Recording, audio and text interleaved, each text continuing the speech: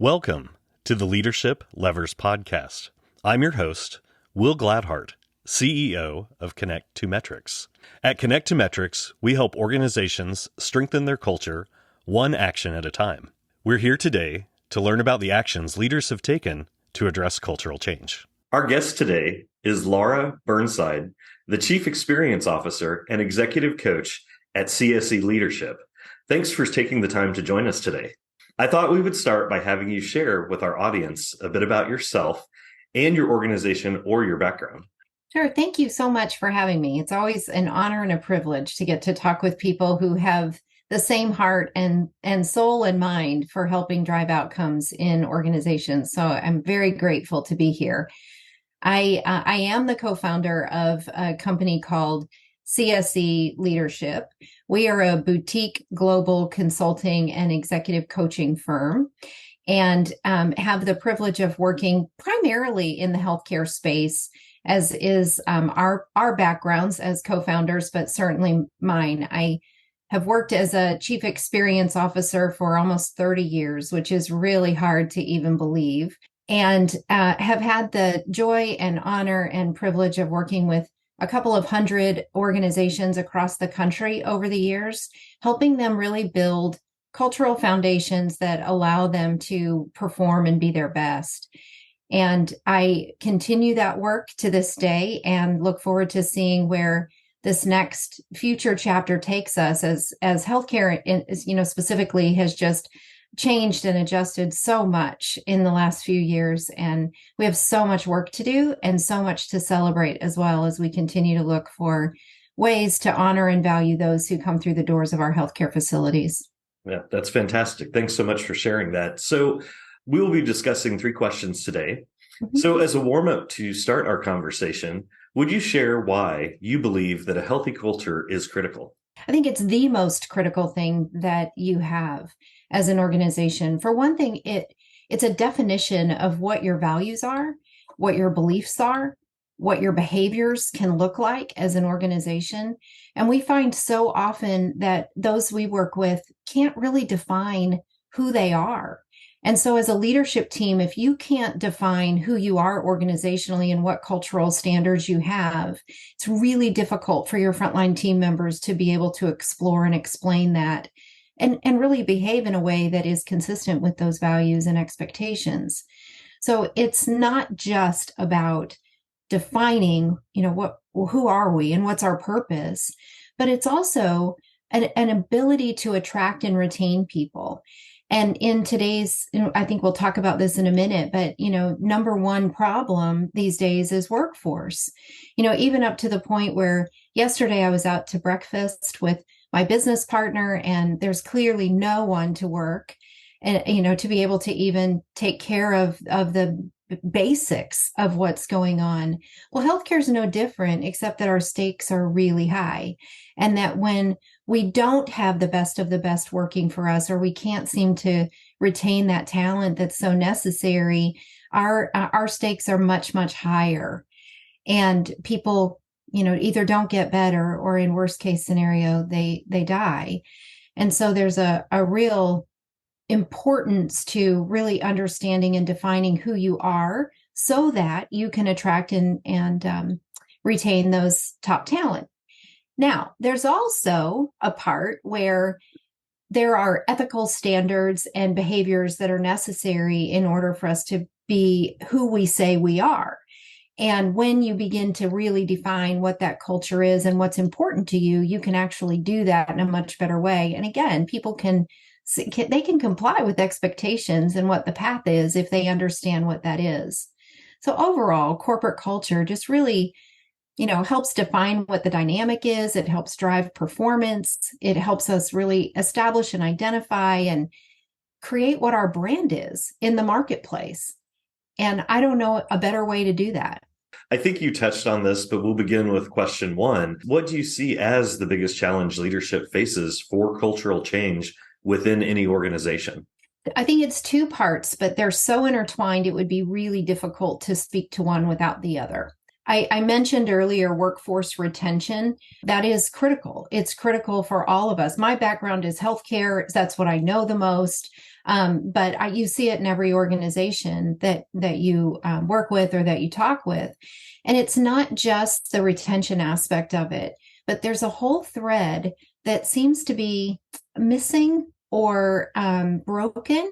And that is the communication aspect of who we are, what we do, where we're headed, what's important, how do we answer questions, how do we help to, as leaders, to help answer those crucial things that our employees are wanting to know, the answers to, so that they can align with who we are organizationally. And there seems to be a missing thread in that communication, which then creates dissatisfaction, it creates disengagement, and it creates a higher level of turnover or burnout rates, because people they just can't latch on to who, what they're supposed to be doing or who we are organizationally and how do I fit. And that piece of how do I fit is what allows the retention factors and the engagement factors to improve and increase, so that our customers and those we serve within the team and outside of that are best taken care of. I appreciate that you've identified that specific challenge, especially around communication and connectedness, because we specifically look at, at Connect to Metrics, at those pieces of connecting and distancing. Or do you understand your role at the organization? Has it been communicated effectively and clearly to you?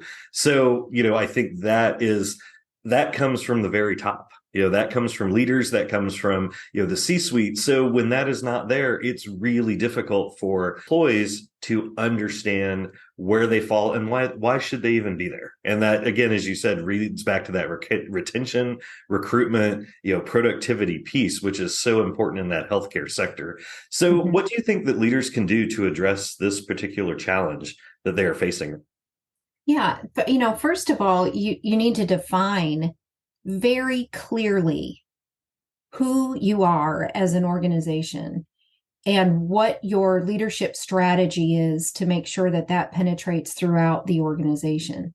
So building mechanisms that cascade communication from that C-suite all the way to the frontline team members is critical.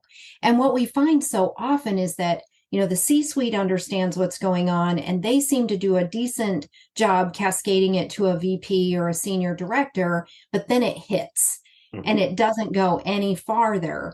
And the frontline team members and those who are leading on the front lines are the ones who really drive your organization to be excellent. They're the ones who are interfacing with each other all the time. They're really the ones who know what's going on.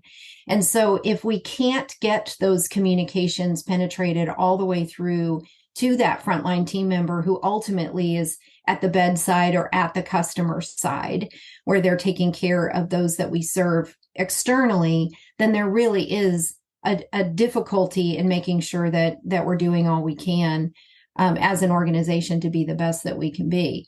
There are multiple areas that leaders need to excel. We've called them soft skills for a really long time. And the reality is they're the hardest ones to learn. And so I heard them recently referred to as power skills. And we've been using that word to describe these, because they're things like inspiring a vision and having empathic communication with each other and being able to engage people and be kind of that chief engagement experience officer for your internal and external customers.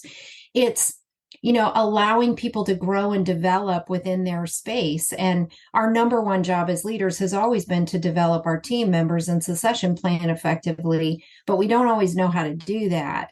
And then, there's always these, how do we get the right people on board? And once we get them, then what do we do with them? And listening and all of these things that are so critical to leadership every single day that we so often take for granted, but we really can't, because those are the skills that allow us to be able to do things like, let me share what our data looks like.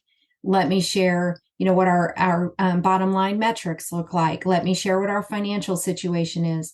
But without all of those other behaviors that lead to building of trust, it doesn't matter to a frontline team member what the hard data looks like. They don't trust you know? Mhm. So there's this whole aspect of leadership that has got to really embrace who we are now culturally as a community at large, and then really make sure that our team members are feeling safe and valued and honored and respected for who they are individually, that allows us to collectively be the excellent organization that we are. Thank you. That was really impactful. I think it reflects back to executives and leaders who, hearing you talk about all the components, it can feel very overwhelming. We're not taught how to have effective communication strategies, how to consider employee well-being now, which is a big component of culture out there, as well as how anxiety impacts the workforce, both Mhm. in and outside.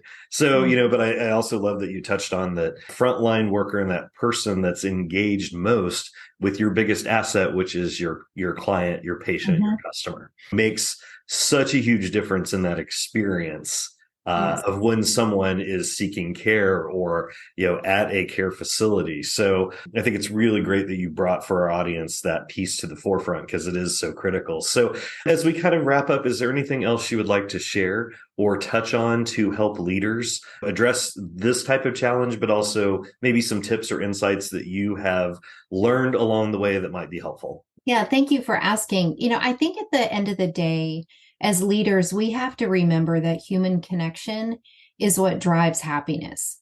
There was an entire 80 plus year study that was done by Harvard and came out last year or so, talking about what makes people the happiest down the line.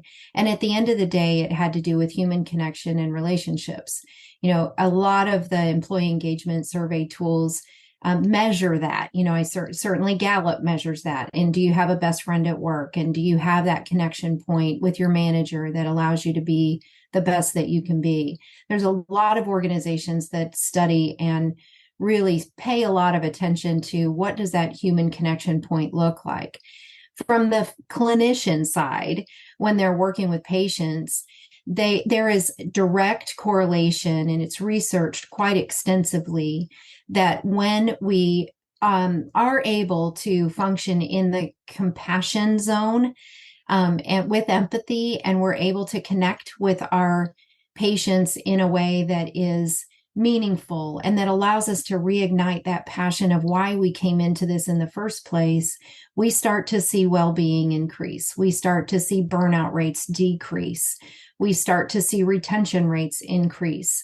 What that means for a clinician is that instead of the unfortunate data showing that there's a large percentage of physicians who would not practice again, given the opportunity to do so, we're trying to change that. And one way we do that is through a program that we offer called CSE, Cares for Clinicians. And it's really around mastering the art of human connection with each other as colleagues, building collegiality and a sense of community with each other, but also building on and teaching and educating on what are those basic fundamentals that patients are wanting in their care interactions. And we find when we do this, we start to see that collegiality and community improve, which improves retention rates and well-being rates. But we also start to see that patients' experience, as they describe it, becomes much better than when they go to a healthcare facility and they don't feel that connection with their physician. And ultimately, all we want to do is have every patient who has an interaction with their doctor say, "Oh my gosh, that's my favorite doctor." Right. That's all we're looking for, and then and the energy that comes from that from on the clinician side is really, really palpable. Laura, I've enjoyed having you on today. Thank you so much for your insights. Thank you. I really appreciate it. And thank you for what you're doing and making connections and connecting data in the way that you do. I really appreciate your efforts. Thank you for joining the Leadership Levers podcast. You may find all our Leadership Levers episodes on our website at connect2metrics.com. Tune in weekly as we invite leaders to share their experiences in strengthening culture, one action at a time.